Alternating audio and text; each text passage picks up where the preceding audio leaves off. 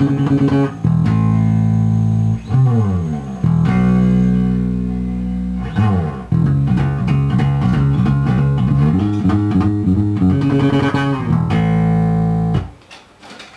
request and popular demand, here is the Gene Simmons Axe bass. This is the quart version. Not much to say about it because, as usual, in the pile of not normal or not so normal, not so common basses floating around in our house here in my place, you get to see all kinds of crazy stuff.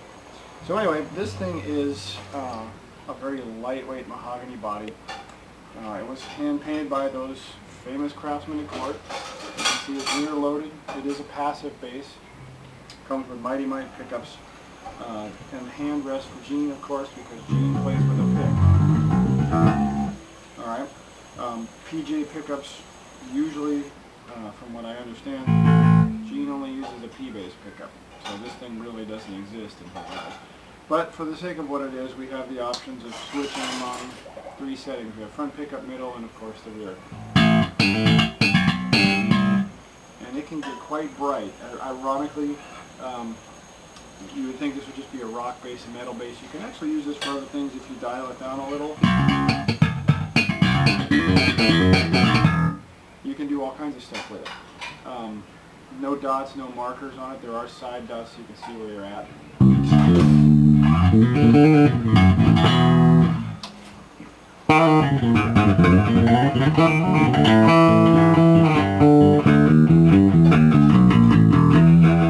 Oh, and for those of you who did notice and who made a comment, I am wearing a strap because to put this on your leg and play it, you'd be sitting here like this.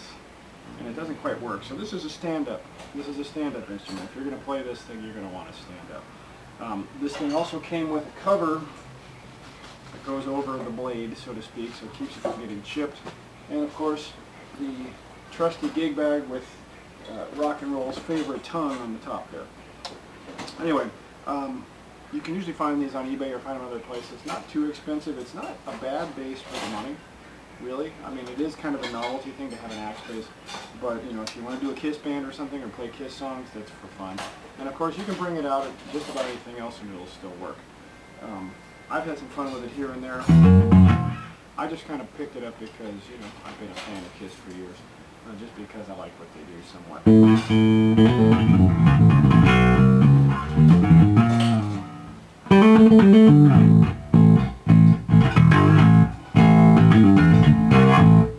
You know, pick your Kiss song and play on this bass.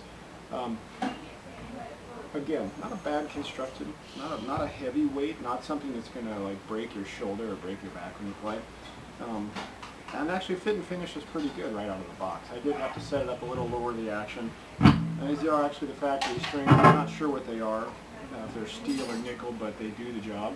And I don't play it that much. Again, this is for something that I would just want to either hang on the wall or the occasional grab and just say, hey, it's something nutty. But then, you know what, I've got pink basses too, so yeah, there you go. See? So anyway, this is the Gene Simmons Axe bass. Jarrod said he wanted Detroit Rock City. Well, you got that. For all you Kiss nuts, you know.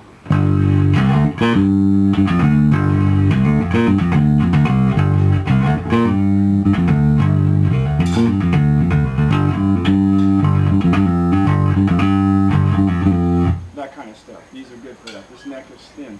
It almost feels like a jazz bass. It's got a 1.5 nut, or close. So it's pretty skinny compared to P-bass and some of the other stuff like the Grabber and the other basses that Gene used to play. Anyway, here it is. If you guys want one, ask questions, feel free, fire away, I'll answer questions for you. Otherwise, hope your day is great.